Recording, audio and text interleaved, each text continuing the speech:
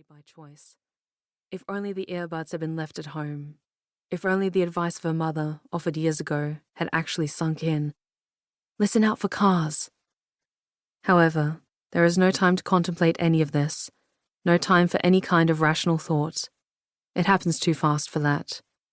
But for those few seconds, as momentum renders the walker completely weightless, before skull meets concrete and the hapless pedestrian notes the venom in the eyes of the driver below, a memory of an old Latin tutor will play loud and clear in the midsection of the brain, sped up and on loop. Memento vivere. Remember to live. Saturday. 1. Kaya. Kaya Sterling does not dislike Estella Munro. The fact her new neighbour appears aloof and self-satisfied does not faze her. As far as Kaya is concerned, encountering someone like Estella Munro is a bit like drinking a flat white with bitter froth. The first acrid taste cannot be all there is to her. There has to be something pleasant beneath. Kaya and Ollie have only lived in their new home for 4 days. Palm Cottage, which is not really a cottage at all by virtue of 2 spacious floors and 4 bedrooms, sits on the cliffside looking proudly out to sea. The first in a row of 5 houses, a little along from the winding bend that leads from the heart of Pacific Pines to St. Ignatius's Grammar.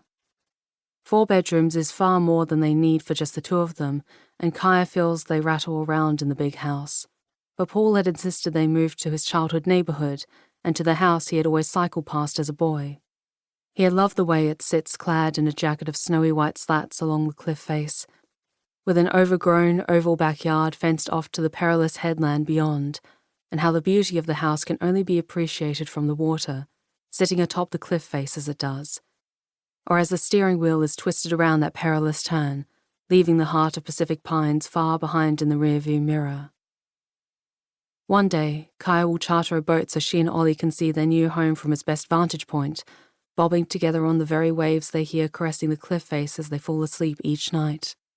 She has added it to her never-ending to-do list, stuck to the imposing chrome double-doored fridge, which is also way too big for their requirements. Paint shed, make new friends, charter boat. Estella has been standing on Kaya's new driveway for less than a minute, both of them under the hot October sun, with bandit weaving through their legs as retrievers do. Kaya has already watched her neighbour take in the front yard up close, her pursed lips suggesting disapproval. The previous owners of Palm Cottage had introduced a variety of species of plant in both the front and back gardens, the effect being an unruly, almost English feel, wild and overgrown, unlike the landscaped affair next door with its perfectly clipped hedge and slick, pruned palms. Pacific Pines, Kaya is swiftly learning, is a suburb that is vastly different from its neighbours. It sits neatly at the bottom of the headland that is one of the ancient arms to the Pacific Ocean, providing a gateway for cruise liners and cargo ships to Tasmania, New Zealand, Fiji, and the United States.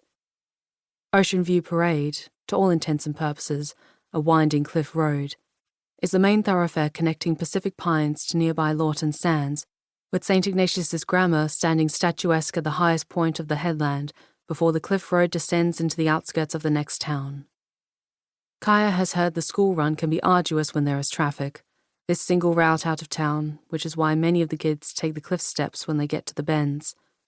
The steps descend steeply down to a picturesque, white-sanded beach, which itself leads to the coffee shops and main street of Pacific Pines, a suburb bustling with wealth and entitlement. And here is Kaya's new neighbour, the embodiment of privilege. She is shorter than Kaya, with a shiny bob that bounces lightly on her square shoulders, indicative of a salon blow-dry. She is dressed in a simple, knee-length linen shift dress. So far she has only said, "Monroe, number 6. Here's your post." Damn postman always gets us mixed up.